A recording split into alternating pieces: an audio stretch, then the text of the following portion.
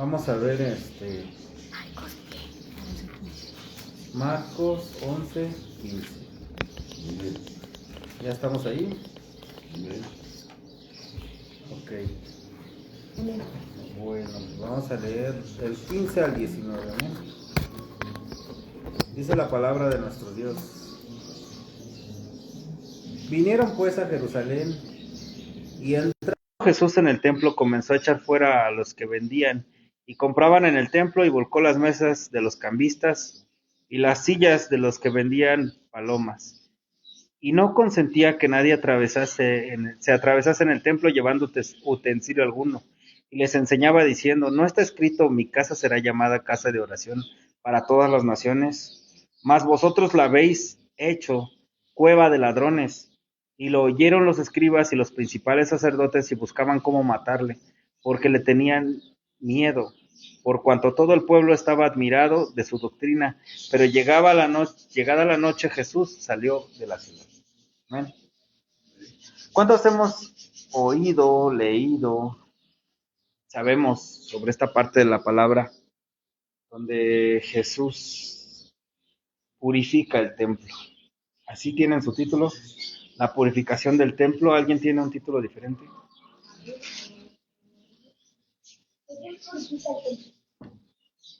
Purificación del templo. Amén.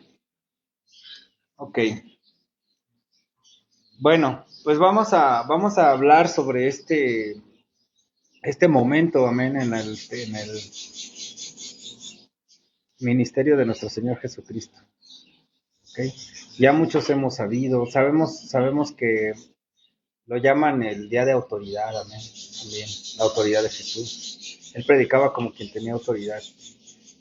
Pero poniéndonos en contexto en este pasaje, amén, ¿qué era lo que pasaba con este momento? ¿Cuál es el contexto de esto? Jesús entra en una entrada triunfal a Jerusalén. ¿Se acuerdan que Jesús, por lo general, no predicaba en Jerusalén? Él predicaba a las orillas, iba al mar de Galilea. Capernaum era el lugar donde Jesús radicaba. Ese era el lugar donde él se concentraba. Iba, y la gente lo buscaba y la gente lo seguía al monte, en el sermón del monte, a las orillas del mar, en una casa, adentro de una casa, y él predicaba en cualquier lugar. ¿Por qué? Ahorita vamos a ver el por qué, ¿sale? Vamos a hablar de lo que es el templo. Dice la palabra que acabamos de leer, pues, vinieron pues a Jerusalén, entrando Jesús en el templo, comenzó a echar fuera a los que vendían y compraban en el templo y volcó las mesas de los cambistas. ¿Okay? A lo largo del tiempo, a lo largo de la historia, Jesús, que nosotros creemos con nuestro profundo amor que Jesús es Dios, Dios desde su eternidad ha querido tener un contacto con el hombre. Dios desde siempre tuvo un plan de cómo mostrar su amor a la humanidad a través de una creación, a quien mostrarle su amor. Y esa creación somos nosotros, los humanos. Y en nosotros Él muestra su amor para con nosotros. Amén. Entonces, cuando Él creó al hombre, lo creó en un lugar perfecto, en un lugar puro, en un lugar donde todo estaba bien hecho, porque Dios hizo bien toda su creación. Y ahí donde creó Dios al hombre, en ese Edén, Dios platicaba y conversaba con el hombre. Y esa era la intimidad que tenía Dios con el hombre hasta que el hombre cayó, el hombre pecó. Y durante muchos años Dios quiso tener ese encuentro con el hombre. Pero eran contados los hombres con los cuales Dios tenía ese contacto. Amó Dios a Adán. Después de todo, viene hasta Abraham, que es cuando Dios ve en Abraham algo para hacer de él una gran nación. Y no es de que Abraham sea el más, haya sido alguien plenamente bueno, ¿no? como, como nosotros muchas veces lo creemos, que Padre Abraham era muy bueno, sino que realmente es que la elección que Dios hace sobre él, eso es lo que realmente vale la pena aprender, ¿no? Que es Dios el que elige a Abraham, no porque él sea bueno, sino porque Dios iba a hacer de él una gran nación. Y Dios le da una promesa, después viene Abraham, luego Isaac y luego Jacob, y dice ya toda su descendencia, Dios es Dios de Abraham, Dios de Isaac, Dios de Jacob. Y Dios habla con Abraham, Dios da bendición a Isaac, Dios da bendición a Jacob. Pero hasta que viene Moisés, es cuando,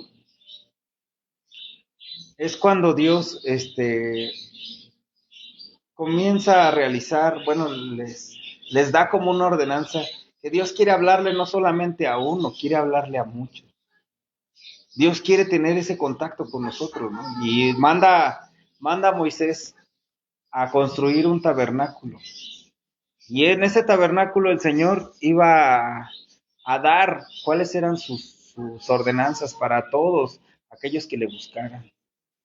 En ese tabernáculo de Moisés, Dios dice que Dios da instrucciones de cómo crear ese tabernáculo, usando lino, pieles, madera de acacia, cosas que aparentemente serían como muy sencillas.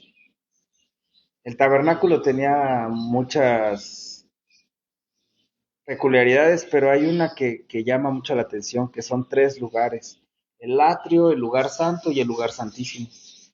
Entonces, el Señor da instrucciones de cómo es que quiere que se, cómo es que Dios quiere que se forme ese tabernáculo. ¿Amén? Después ese tabernáculo, ahí en el lugar santísimo tenía el arca del pacto, que era una arca de madera forrada de oro, con dos querubines apuntando hacia sí mismos, donde el sacerdote iba, ponía su cabeza, inclinaba su cabeza y escuchaba la voz de Dios. Y esa voz decía que era lo que el pueblo quería, que Dios quería que el pueblo hiciera durante todo ese año. Eran ordenanzas que Dios daba. Después, pasado el tiempo, un hombre, David, le dijo a Dios: ¿cómo es posible que yo esté durmiendo en mi palacio y tú no tengas una casa? Te voy a edificar casa, decía Dios.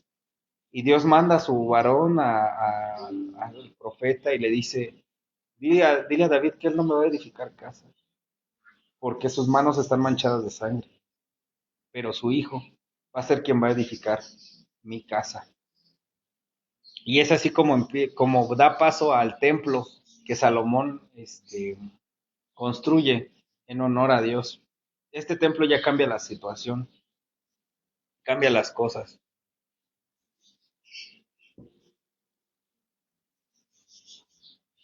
Porque el tabernáculo era un lugar, era algo movible, era para cuando el pueblo estaba de nómada, navegando, y Dios iba con ellos. Y eso era lo que Dios quería que entendieran, que Dios iba con ellos. Pero ahora el templo ya no andaban errando, ya no andaban buscando la tierra prometida, porque ahora ya estaban ahí. Entonces, Salomón hace un templo que es dedicado a Dios, con piedras finas, labradas. Es un templo muchísimo más grande, establecido, ya no se mueve, ya no hay movimiento ahí. Con todo lujo, con todo lo más lujoso que hay. David dice: oro para las cosas de oro, plata para las cosas de plata, de mi tesoro particular he apartado para el templo de Dios. Entonces, es algo pensado, porque aparte lo construye uno de los hombres más sabios que hay. Es algo, dice que no se veía cincelazo adentro, no se veía que trabajara, nada más de repente el pueblo iba y veía que ya iba avanzando la construcción del templo. Cuando se termina de construir ese templo, su presencia llena ese lugar. Y después de tiempo, cuando pasa tiempo y el pueblo sigue cayendo en rebeldía hasta llegar a ser exiliados, los toman cautivos los babilonios y viene el segundo templo, que es el templo de Zorobabel, se vuelve a reconstruir el templo. Y en este templo viene el remordimiento, porque lo tenían todo y ahora ya no había ni siquiera un templo para reunirse. No tenían absolutamente nada. Cuando se hace la reconstrucción del templo, los ancianos lloran porque no se parecen absolutamente nada a lo que había sido el templo de Salomón. En el lugar, en el atrio podían estar todo el pueblo. En el lugar santo haber algunas cosas, pero en el lugar santísimo había una tristeza, porque ya no estaba el arca del pacto. La habían saqueado, se la habían llevado, la habían hurtado, y ahora ya no había esa arca. Y después viene el templo en los tiempos de Jesús, que es el templo de Herodes. Aquí hay que hacer un hincapié en lo que pasa durante la historia. Y es que el templo que construye Herodes viene a partir de querer ganarse el favor de los judíos, para que ellos puedan tener un lugar de adoración. El templo que se construye de parte de Herodes es más político que realmente que fuera un templo de adoración. Y en este templo político, digámoslo así, había ciertas restricciones, había diferentes atrios, no era un atrio para el pueblo, sino que era diferentes atrios. Había un atrio para las mujeres, había un atrio para los israelitas, otro para los sacerdotes, tenía majestuosos pórticos, era una cosa hermosa, tremenda, hecha por el Estado, hecha por el gobierno. Y esto era algo que se acordarán que cuando va Jesús a Jerusalén, los mismos de sus discípulos le dicen, mira la majestuosidad de este templo, mira cómo es de grande, mira lo bonito, como si eso fuera a impresionar a nuestro Señor. Y Jesús siempre dando esos datos, ¿no? De que destruiré este templo y al tercer día lo reconstruiré. Hablando del templo de su cuerpo, porque realmente Jesucristo es el cumplimiento de esa promesa, que es el tabernáculo que ha sido restaurado, ese tabernáculo de David, donde se cumplen todas las profecías en Cristo. Y esto da paso a nuestro contexto. Este es el templo en el que está Jesús, del que estamos hablando ahorita. El templo de Jerusalén, el templo que ha hecho Herodes. Y hay que hacer una mención, pues realmente honorífica. Yo no lo había visto así, pero es muy, muy honroso lo que hicieron, lo que lograron. Porque dándonos cuenta cómo venía la historia de que el pueblo de Dios había sido exiliado, había sido cautivo, lo habían sacado de su tierra. Y cuando el pueblo de Israel regresa con esas insurrecciones que ha habido problemas, muchas guerras, realmente si vemos la historia de lo que pasó en Jerusalén era como un centro de batalla, un campo de batalla realmente. Y lo conquistaban y luego los volvían a llevar cautivos y otra vez los conquistaban, otra vez regresaban. Pero en este tiempo, en el tiempo de Herodes, el grande, el pueblo estaba ahí, pero ahora estaban bajo el dominio del pueblo romano. Y el pueblo romano era, lo veíamos también en semanas pasadas, que ellos su base era la ley y el orden. Ese es el lema de los romanos, la ley y el orden. Entonces ellos, mientras hubiese algo ordenado, no iban a atentar en contra del pueblo y en su conquista de ellos para los pueblos era, los conquistaban y los hacían parte de su cultura, que realmente pues era algo completamente híbrido ahí de los griegos, ellos como romanos, y entonces no les importaba, solamente querían conquistar más territorio y más territorio. Y no tenían ningún problema con las creencias siempre y cuando no hubiera desorden. ¿Qué era lo que pasaba? ¿Por qué? Porque la fiesta que se celebraba en el templo, que era cuando iban una vez al año, que se juntaban los pueblos, iban de todas partes, pues ahora sí que de esos territorios, de esa extensión, llegaban a la fiesta del Pesaj, a la fiesta de la Pascua. Y en esa fiesta de la Pascua los judíos celebraban o se recordaban cuando Dios los había sacado de Egipto. Como Pesaj es que pasar de largo, como el ángel de la muerte pasa de largo con aquellos, con el pueblo de Dios que puso la sangre del cordero sobre las puertas de sus casas. Entonces, y también es parte del Pesaj el considerarse libres, porque fue en esa misma noche que el faraón los libera del pueblo de Egipto y ellos pasan por el mar, por el mar rojo. Entonces celebran tanto que la muerte pasa de largo como la libertad que ellos reciben a través de Dios, de la mano poderosa de Dios. Entonces, eso era algo que religiosamente se había asentado muy bien en el tiempo de Jesús. No era algo ajeno, no era algo esporádico, no era que no existía una religión que adorara o buscara a Dios, sino que ya existía una religión que buscara a Dios. Lo habían hecho muy bien y eso es lo que quería compartir, de que los judíos se dedicaron a buscar la ley de Dios, a interpretar la palabra de Dios. Ellos eran los fariseos en este caso. Después estaban los herodianos, que eran los que políticamente eran judíos que se preocupaban por las cosas políticas, que estaban al servicio de Herodes, por eso es que se llamaban herodianos, que era una familia en realidad, que estaban completamente entregados a la política y la política junto con el Estado hicieron muchas cosas como esto, como crear un templo donde todos pudieran adorar, donde todos vinieran y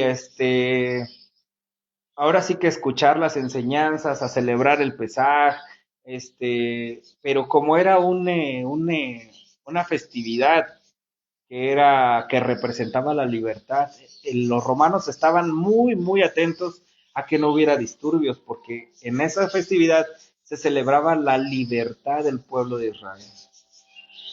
Y por eso es que es algo muy interesante. Yo me ponía a pensar y decía, claro que hay que entender la postura de los fariseos, porque ellos habían logrado algo, pues, digamos, impresionante. Durante 400 años, Dios no había hablado al pueblo de Israel.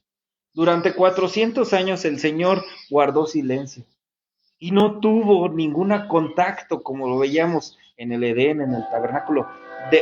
Guardó silencio, ¿por qué? Porque Él dijo que ya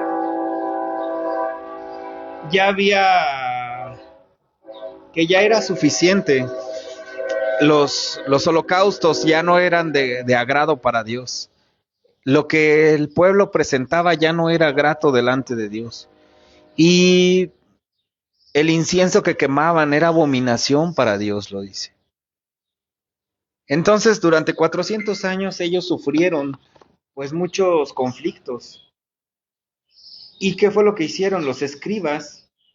Los escribas guardaron celosamente la palabra de Dios, el Torá, los profetas, los libros poéticos, y era lo que enseñaban en las sinagogas. Entonces, fuera de Dios, ellos habían logrado crear una religión completamente vasta, grande, inmensa. Tanto que, de alguna manera, los Herodes decidieron construir ese templo. Políticamente, si hoy lo trasladamos a nuestro tiempo, tenemos templos muy hermosos, grandes, la Capilla Sixtina, aquí en México está la Basílica de Guadalupe, ahí están construyendo una basílica aquí en Soriano, donde políticamente es algo necesario para que la gente vaya y la economía se active. Hablamos de política. Cuando hay templos como estos, donde la gente se congrega, hay demasiada gente, hay muchas ventas, hay una derrama económica, hay mucho de dónde agarrar, digámoslo así. Entonces, hay un lugar donde reunirse.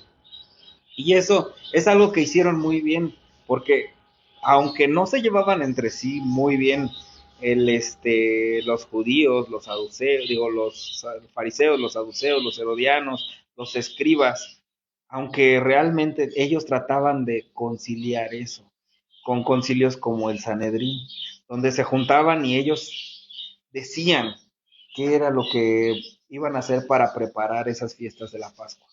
Entonces era algo que habían logrado de manera muy exitosa, porque la gente venía, porque realmente era algo grande. Hacer una fiesta donde mucha gente se congregue, venga y aparentemente todo en el nombre de Dios. Aparentemente todo era para hacer una festividad en honor a Dios. ¿Hay algo malo ahí? ¿Quién diría, bueno, qué tiene de malo si al final se está honrando a Dios? ¿Por qué no, tiene que haber un orden, ¿no? ¿Y ese orden cuál era? Bueno, pues tiene que haber economía. Se requiere de tiempo, se requiere de dinero, se requiere de esfuerzo. Cualquier organización se requiere de eso, tiempo, dinero y esfuerzo. Y no solamente venían el pueblo judío local de Jerusalén, no, venían de todas las partes, venían a adorar. No sé cuál sea el registro, según yo eran como 50,000 personas en aquel tiempo, muchísimo, que se reunían en el templo precisamente para eso. Eran, pues hoy lo vemos, ¿no? Una multitud que se ha unido. ¿Para qué? Pues para llevar ofrendas. Pero entonces las ofrendas ya no eran suficientes. ¿Qué era lo que hacían? ¿Cómo van a trasladar, digamos, desde los que venían, supongamos que estamos en el centro del país, los que venían de Chihuahua, los que venían de Sonora, los que venían de acá, del sur de Yucatán, los que venían, eh, todos, ¿cómo era posible que iban a venir caminando junto con sus animalitos, junto con sus ofrendas? Pues no, decían, ¿por qué no mejor allá lo compramos y pues lo ofrecemos? En realidad esa era la postura, ¿no?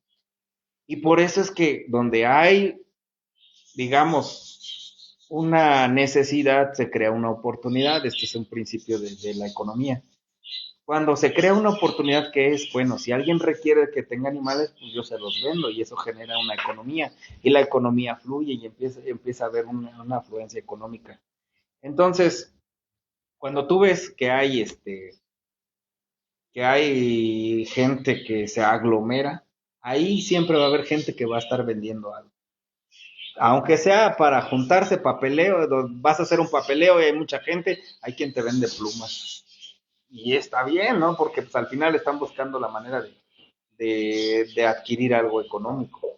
Es una derrama económica. Hay quienes venden comida, hay quienes venden de todo. Cuando estábamos, lo de la pandemia, había quienes te vendían la sombrillita, quienes te vendían para poner tus papeles. O sea, siempre ha habido. A veces cuando ha habido conciertos aquí en la esquina, en las mismas tierras donde caminas todos los días, te quieren cobrar el estacionamiento 200 pesos por un lugar que no les pertenece. O sea, cosas así. ¿Por qué? Porque hay una organización y esa organización genera economía. Bueno, pues esto pasaba. Y muchos hoy caemos o caen en el hecho de decir, por ejemplo, yo no sé cuántos hayan oído decir, pero es que tú vendes tenis pirata, ¿no? Pero es un trabajo honesto, dicen ellos. Pero es un trabajo honesto, porque al final pues salgo y trabajo y lo vendo, ¿no? Pero estás vendiendo piratería. Bueno, pero es que es un trabajo honesto. Yo estoy trabajando, no le estoy robando a nadie, no le estoy quitando. Compro mi mercancía y la vendo. ¿Ves? Aparentemente no hay nada de malo. Aparentemente no hay nada de malo. Por ejemplo, ahorita que pasó con las playeras de la FIFA y todo eso, que no querían que hubiera piratería y así. Controlar eso en México es algo imposible. La piratería tiene su razón de ser. No se defiende, pero realmente es imposible que tú lo puedas controlar. De la misma manera, cuando hay mucha afluencia de personas, es muy difícil controlar. Ahorita lo vimos también en los disturbios que hubo en los festejos de la selección. Hubo muertos, hubo gente que que pasaban su alcohol, que pasaban muchas cosas. Y eso es lo que ahorita quiero que imaginemos, la multitud que había. El ir y decir, ¿cómo voy a ir al partido y no voy a llevar mi playera? Si ahí venden playeras de 30 pesos, no le hace. Hubo un niñito que hasta traía su playera de Santa Claus porque era verde, ¿no? Y dijo, no, pues yo quería verme verde como los de la selección. Entonces imagínense ahora en este tiempo, en el tiempo de que Jesús va al templo, toda la multitud necesitaban ofrecer, porque a eso iban a ofrecer un holocausto, un sacrificio. ¿Cuántas personas por religiosidad no hacemos eso? O hicimos eso en algún momento. A donde quiera que vamos, por ejemplo, que es el domingo de Ramos, todos cortando las palmitas. Pues de a 30, de a 70, de a 100 pesos, dependiendo qué tan grande que esté el otro. Y luego, ¿qué más? No, pues, vendimia, vendimia. ¿Por qué? Porque todo eso es una economía para las personas que lo hacen, que lo que están buscando. Entonces, cuando iban las personas a buscar a Dios, pues compraban ahí sus holocaustos. No, pues de acuerdo al dinero que tenían, ¿no? Yo, pues me alcanza para un par de tórtolas, pues eso es lo que compro. No, yo sí me alcanza para un corderito, bueno, pero ese está manchadito, no le hace, pues aunque sea ni modo de no ofrecer nada. Es más barato, pero bueno. Uno puro, no, ese sí es como dice la ley, así, ese sí no me importa, yo lo pago. Órale. ¿Y qué pasaba? Que ya no tenía ningún sentido, porque Dios lo había dicho. ¿De qué sirven sus sacrificios? El corazón está lejos, ya lo hacen por cumplir, no tiene ningún sentido. Y esto es lo que estaba pasando en este momento. Dice que vinieron pues a Jerusalén. Entrando Jesús en el templo, comenzó a echar fuera a los que vendían y compraban en el templo, y volcó las mesas y a los cambistas, y las sillas de los que vendían palomas, y no consentía que nadie atravesase el templo llevando utensilio alguno. Y les enseñaba diciendo, ¿no está escrito, mi casa será llamada casa de oración para todas las naciones? Eso está escrito, amén, en Isaías 56, capítulo 56, en el verso 7. ¿Quieres? Vamos a leerlo, amén, ahí, amén. Isaías 56, verso 7.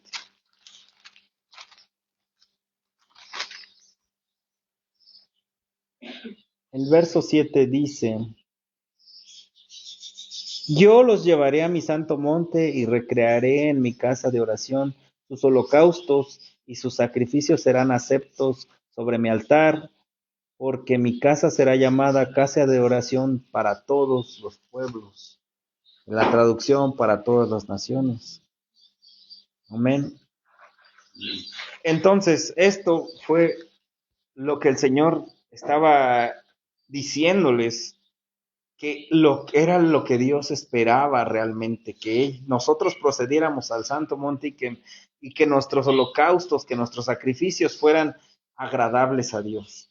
Pero pasó todo lo contrario, lo que pasó en Jeremías. Más vosotros la habéis hecho, dice, más vosotros habéis hecho cueva de ladrones. Nos vamos ahí a Jeremías 7, capítulo 7, verso 11. Atrás. Adelante Isaías, luego Jeremías, capítulo 7, verso 11.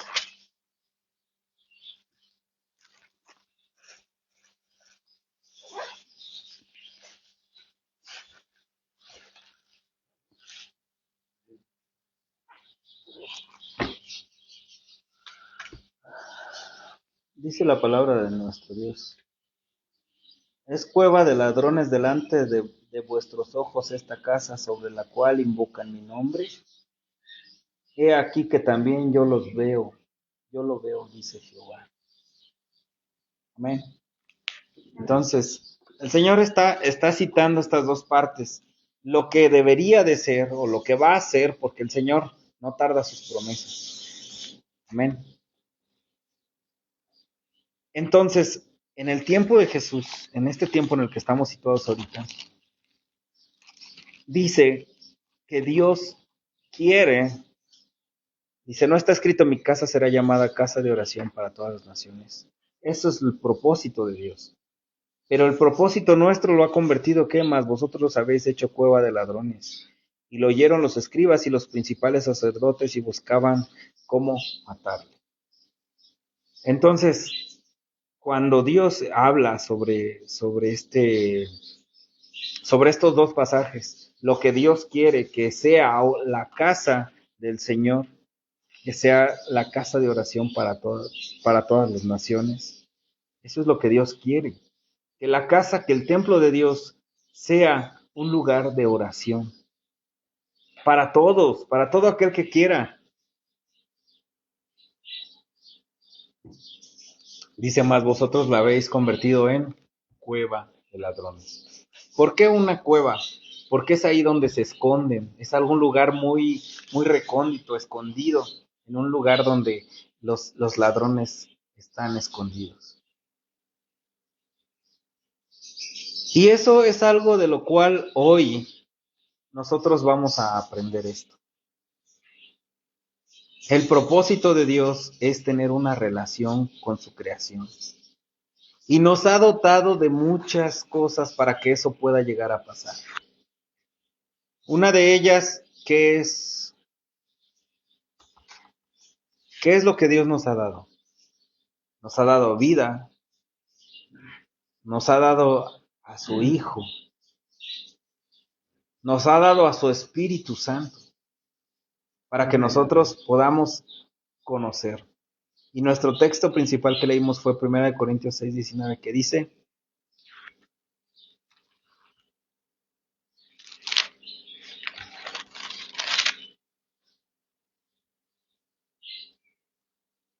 Dice, ¿o ignoráis que vuestro cuerpo es templo del Espíritu Santo, el cual está en vosotros, el cual tenéis de Dios, y que no sois de vosotros? Dice, porque habéis sido comprados a precio, glorificad pues a Dios vuestro cuerpo y en vuestro espíritu, los cuales son de Dios. Ok, bueno, pues el día de hoy precisamente de esto es de lo que quisiera que pudiéramos um, aterrizar, que nosotros hoy ya no tenemos esa necesidad de ir a un templo hecho por manos de hombre, porque Dios ahora nos ha llamado a nosotros, que nosotros somos el templo del Espíritu Santo de Dios, donde la presencia de Dios habita, porque todo aquel que ha procedido al arrepentimiento, a creer en Jesucristo, como nuestro único y suficiente Salvador, hoy tenemos los ojos puestos en Cristo, el autor y consumador de la fe. Y lamentablemente, lo que ha pasado y lo que está pasando en las iglesias es en todas las iglesias, pero como les decía ayer, lo primero que tenemos que hacer es hablar de nuestra casa. En nuestra casa es lo primero, el buen juez por su casa empieza. Sí hay religiones que se han establecido, lo que hemos estudiado ahorita en este momento, de cuántas cosas no nos habla. ¿Cuántos el día de hoy no hacen y se conglomeran y llenan las iglesias, los templos, basílicas y tantos lugares? ¿Los llenan para qué? Para comprar un poco de lo que es un souvenir. Ni siquiera es como realmente la devoción, como decían. No es cumplir, es por ir, es por estar, es por ser parte de. Hoy las iglesias, que nosotros, insisto, vamos a hablar de nuestra casa, de nuestras iglesias, que vamos y llegamos a los lugares a donde nos congregamos y la apatía que nos invade, ¿no? El alabar a Dios, el adorar a Dios. Es algo que, para empezar, ¿cuántos llegan tarde a las cosas de Dios? Y llegar tarde no me refiero nada más a la puntualidad. Me refiero a la flojera, ¿no? Que da. Ay, esa alabanza ya la canté la semana pasada. Híjole, no sé. Ay, otra vez, ese tema ya me lo sé, ya han predicado de eso. Vamos tarde en muchas cosas, en muchos aspectos. Y las iglesias se llenan y se conglomeran. Muchos buscan el hacer negocio de la iglesia. Hay mucho cambista, mucho que te ofrece a un falso sacrificio, ¿no? A cambio de unas cuantas monedas. tu diezma, tu ofrenda. Es malo el diezmo para nada, es una necesidad cuando tú lo haces para Dios. Pero cuando tú lo haces porque alguien más te incita a que tú lo des, es ahí donde todo empieza a, a cambiar, a distorsionarse. Necesitamos, claro, es tiempo, es dinero, esfuerzo, como lo vimos, pero ¿para qué es? ¿Cuál es el propósito? Muchos pastores invierten todo el dinero en el altar. Está mal, no, no está mal. Pero mientras la iglesia padece de hambre. Si supiéramos cuánto dinero se invierte en muchas iglesias en los altares, tenemos iluminación, alabanzas con los primeros, con los más importantes instrumentos, cantantes que realmente ni siquiera a veces son cristianos. No importa que no sean cristianos, lo importante es que se escuche bien, que se oiga bien. Los sacrificios están dejando de ser gratos para Dios. Ponemos a cualquier pequeño, cualquier muchacho, cualquier joven a ministrar la alabanza, la adoración. Y no es porque los minimice, no es por la edad. Yo, yo, yo sé que hay jóvenes que ministran con amor, que ministran sabiendo que las cosas de Dios no son un juego. Pero no puede ser posible que durante la semana estén viviendo una vida como cualquier persona en el mundo. ¿Y qué pasa después? Los domingos entonces se ponen el traje de cristiano y vienen a las iglesias y lo que hacen es adorar a Dios y todavía se atreven a juzgar a los que no lo hacen. De arriba, en un escenario, porque ni siquiera ya se ha vuelto un altar, en un escenario miran a los demás. Canta, alaba, adora, busca esto, lo otro. Y están buscando lo que no hacen ellos en intimidad. Lo mismo puede pasarle a cualquiera, es verdad. Pero el dinero en qué se está invirtiendo. La palabra de Dios dice, trae todos los diezmos a la familia y haya alimento en mi casa. En la iglesia tiene que haber alimento para todo el necesitado. Y principalmente los de la casa. No puede estar pasando que en las iglesias haya gente con necesidad. Cuando somos hermanos y cuando tenemos la necesidad, cuando hay una necesidad, la iglesia tiene que estar dispuesta a suplir esa necesidad. Yo no estoy en contra de que el pastor perciba algo de lo que es la ofrenda. Para eso es la palabra de Dios, lo dice. Pero primero dice, traer los diezmos al bolí y haya alimento en mi casa. ¿Cuántos pastores se acercan a sus ovejas a decir, estás pasando necesidad? ¿Cuántos pastores saben que sus ovejas tienen necesidad y ellos, voy a orar por ti? Está bien, pero a darle la túnica y dale también la capa. Bendice, pero también de manera económica. Hasta que duela. Da a todo aquel que te pida, dale. Las iglesias estamos para bendecir. Y no solamente bendecir, no es que yo ya le di a ese hermano, a esa hermana yo ya le presté dinero, ya le di, ya esto y lo otro. No, no nada más se trata de eso. Se trata de suplir las necesidades. ¿Somos hijos de Dios o no lo somos? Estamos nosotros. ¿Qué dijo el Señor? Le dijeron los discípulos al Señor, Señor, Felipe, tantos denarios no podríamos alimentar a tantas personas. Dijo, denles ustedes de comer. Y primeramente hablamos de la palabra de Dios, sí, es verdad, pero también es necesario bendecir a los demás. Tenemos que aprender de lo que Dios ya estableció.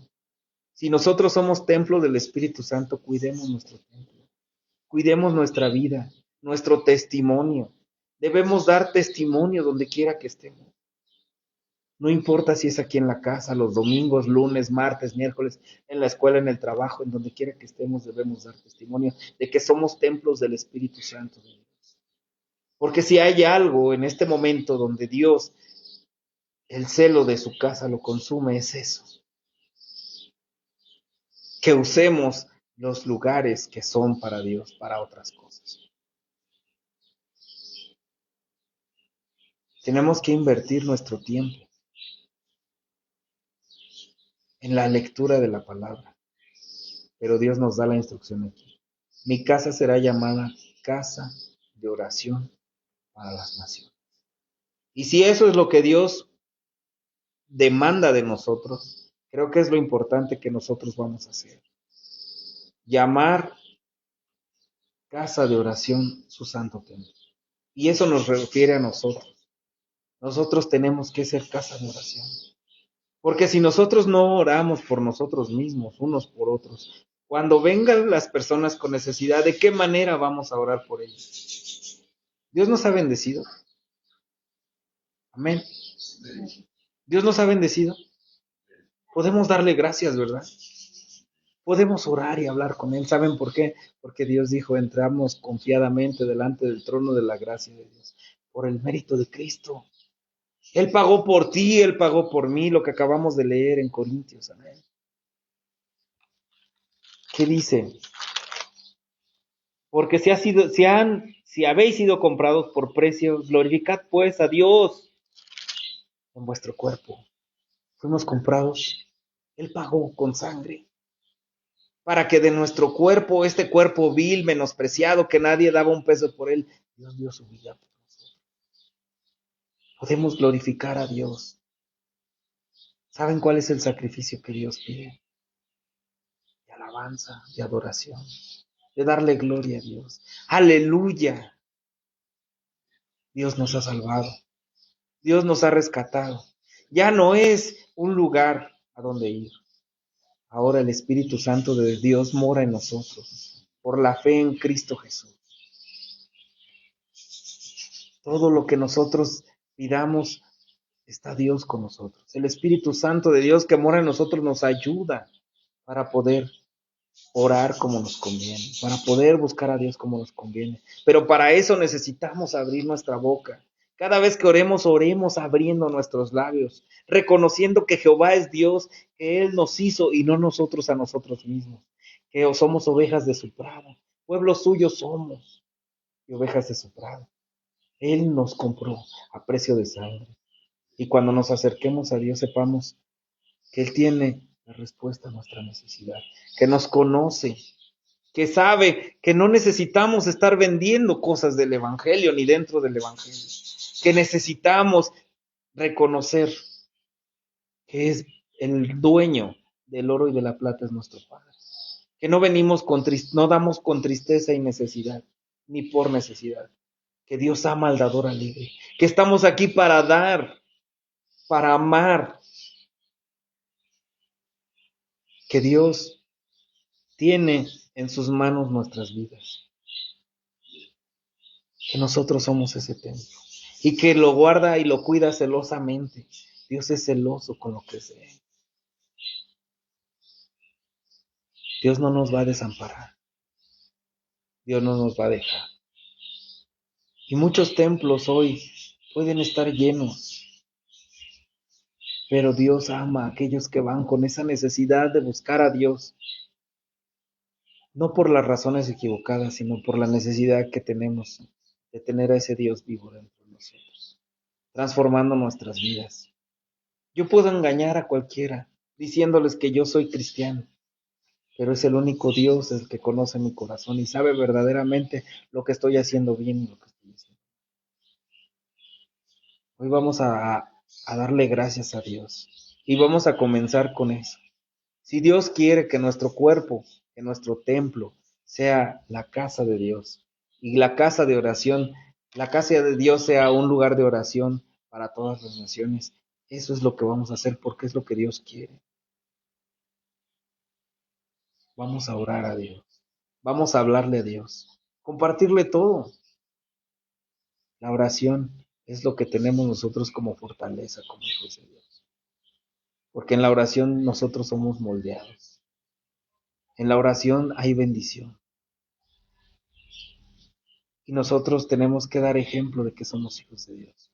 ¿Qué hacía Jesús todo el tiempo? Oraba. La oración. Se apartaba a orar. Oremos unos por otros. Podemos empezar los que estamos aquí. Oremos unos por otros, hermano. Vamos a empezar a aprender. Primero, punto número 1, que nosotros somos templos del Espíritu Santo de Dios. Que la casa de Dios será llamada casa de oración. Que lo más importante es la relación y la comunión que tenemos con Dios. Que lo único que va a transformar nuestras vidas es que tanto tiempo pasemos con Él. Que esta oración sirva. Orar por nuestros alimentos, orar por nuestra vida, orar por mi padre, orar por mi hermana, orar por mi hijo, orar por mi hermana, por mis tíos, orar por todos, no importando, porque Dios va a usar a lo vil y menospreciado para avergonzar a los sabios. Necesitamos ser transformados y la oración no es lo más importante, pero la oración es lo primero que tenemos que hacer. Amén. Vamos a orarle a Dios. Lo que tú quieras, pero abre tu boca. No dejes pasar esta bendición. Hoy estamos aquí reunidos como una iglesia que busca de Dios. Abre tu boca, no ores en silencio, abre tu boca. Señor, yo te pido, Padre Santo, en el nombre de Jesús, Señor, perdónanos. Porque tú nos dices una y otra vez, Señor, que tu templo será llamado casa de oración para las naciones, Señor. Y a veces nosotros queremos hacer lo que queremos, Señor. Y eso está mal, Señor. Porque tú, Señor, estás atento al clamor del más débil, Señor. Y no importando, Padre Santo, Señor, cualquier cosa que nosotros digamos, Señor, hagamos, nosotros no pedimos como nos conviene, Señor, porque nosotros queremos a fuerzas nuestro beneficio, Señor. Pero tenemos al Espíritu Santo de Dios, nuestro consolador, nuestro ayudador. Él dirige nuestras oraciones, Padre Santo, Señor. Y en el nombre de Jesús, Espíritu Santo de Dios, ayúdanos a orar, Señor. Enséñanos, Padre Santo, Señor, así como tú orabas, como enseñaste a tus discípulos, Señor, a orarle al Padre en el nombre de Jesucristo, nuestro Rey y nuestro amado. Padre, Señor, tú estás en este lugar, Señor, en el nombre de Jesús, Señor, hoy te pido, Señor, que tú seas, Señor, quien nos bendiga, Señor, a nuestro corazón, Señor, que tu Espíritu Santo mueva nuestra boca, nuestros labios, Señor, que se abran para darte gloria, Señor, que te alaben los cielos y la tierra, Señor, que te adore, Señor Padre Santo, Señor, todas las maravillas que tú has creado, Señor. ¿Por qué nosotros no hemos de alabarte, Señor, de adorarte, de darte gloria y honra, Señor? Te pido por aquellos que están escuchando, Señor, el mensaje, Padre Santo, Señor. Que tú, Señor Padre Santo, los muevas a conocerte, Señor. Que hagas en cada uno, Señor, tu obra, Señor. Que no te busquemos en un templo, Señor, hecho por manos de hombre, sino que te busquemos en intimidad, como dice tu palabra. Que cerrada la puerta, Señor, nosotros hablemos contigo, Señor, y nuestro Padre que nos escucha en lo secreto, Él nos recompensará en lo público, Señor, porque tú, Padre Santo, eres bueno, para siempre es tu misericordia, Señor. Hoy, Señor, te pido, Señor, que no importa lo que hagan los demás, Señor, sino lo que vamos a hacer nosotros, Padre Santo, para la gloria de tu nombre, Señor. Y empezamos, Padre eterno, Señor, a entender que si tú, Señor, nos pides, Señor, que seamos un pueblo de oración, eso es lo que tenemos que ser, Señor. Ser un pueblo que te habla, que te busca, Señor, que busca tu rostro, Señor.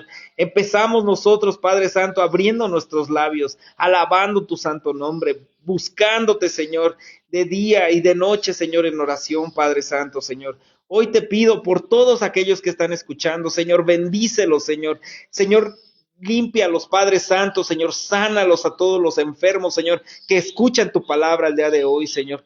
Restaura matrimonios, Señor Padre Santo. Tú tienes el poder, Señor. En el nombre de Jesús, sana enfermos, Señor, porque tú, Señor, tienes todo ese poder, Señor. Liberta al cautivo, Señor. Dale vista a los ciegos, Señor. Haz hablar a los mudos para que te alaben, Señor. En el nombre de Jesús, Señor. El día de hoy, Padre Santo, Señor, ponemos delante de ti, Señor, toda nuestra vida, Señor, a tu enseñanza, Señor, a tu palabra, Señor. En oración, Padre Santo, Señor. Te buscamos, Padre Eterno, porque tú eres el único y verdadero Dios, Padre Todopoderoso. Gracias te doy, Señor, por la familia que has puesto en este lugar, Señor. Para que nosotros, Señor, podamos, Padre Santo, buscarte, Señor, como familia. Oremos unos por otros, Señor. Yo tengo la necesidad, Señor, de que mis hermanos oren por mí. Yo tengo esa necesidad, Señor, de que mi familia, Señor, ore por mí, Señor. Yo tengo esa necesidad de orar por cada uno, Señor. Te pido, Padre Santo, Señor, por mi esposa, Señor, por mi hijo, por mi padre, mi hermana, Señor, por aquellos, Padre Santo, Señor, que son, Señor, que van, Señor, al café en la cruz, Señor. Te pido por la hermana Mari, Señor. Te pido, Padre Santo, Señor, por mi tío Rogelio, Señor. Te pido, Padre Santo, por mi tío Sotero, por sus familias, Señor. Por todos aquellos de mis tíos, Padre Santo, que de alguna manera, Señor, no ha habido una relación, Padre Santo, Señor. Yo te ruego por ellos, Señor. Porque tú, Padre Santo, tienes el tiempo para cada uno, Señor. Tú sabes, Señor, qué es lo que pasa en mi corazón. Tú sabes si lo hago de corazón o no, Señor. Tú sabes, Padre Santo, Señor, qué tienes, Señor, en tus manos, Señor, nuestra relación. Te pido por mis suegros, Señor. Te pido por mi suegra y mis cuñados, Padre, en el nombre de Jesús, Señor. Obra, Señor, en ellos. Te pido, Señor, te pido, Padre Santo, por mi amigo Piña, Señor. Tú lo conoces, Señor, por Santiago, Padre, por su familia. Señor, yo sé que tú estás obrando en él, Señor. Gracias, Señor. Te pido, Padre Santo, por Marcos, Señor. Te pido, Señor, por Remy, Señor. Te pido por todos aquellos, Señor, por Hugo, Señor, que están pasando situaciones, Señor. Tú los tienes, Señor, en el hueco de tu mano, Señor. Tú sabes el tiempo, Señor. Te pido por Eder, por Lucero, Señor. Yo te pido, Padre Santo, Señor, por cada uno, Señor, de los que están escuchando en este momento, Señor. Te pido por Jos, te pido por Chuy, Señor. Te pido, Padre Santo, Señor, por Antonio. Te pido, Señor, por Leonel, Padre Santo. Yo te pido, Señor, en el nombre de Jesús, bendícelos, Señor. Llénalos de bendiciones, tráelos a tus caminos, Señor, con lazos de amor. Aunque, Señor, yo sé, Padre Santo, Señor, que pasas circunstancias, que es difícil creer, Señor, en el anonimato, Señor, que es difícil, Padre Santo. Pon palabras, Señor, pon a tus hijos, a tus siervos, Señor, que les recuerden que tú, Señor, eres real y que para siempre, Señor, tú has prometido estar con nosotros todos los días hasta el fin del mundo. En el nombre de Jesús, Señor, que este día, Señor, sea el inicio, Padre Santo, Señor, de un pueblo que te busque, Señor, en oración de día y de noche, Padre Santo, porque mayor eres el que no está en nosotros que el que está en el mundo, Señor. Tú eres alimento, Señor. Te buscamos en oración. Aprendemos, Señor, de ti en palabras, Señor. En el nombre de Jesús, que tu Espíritu Santo, Señor, reine sobre nuestras vidas, Señor. Amén, Señor.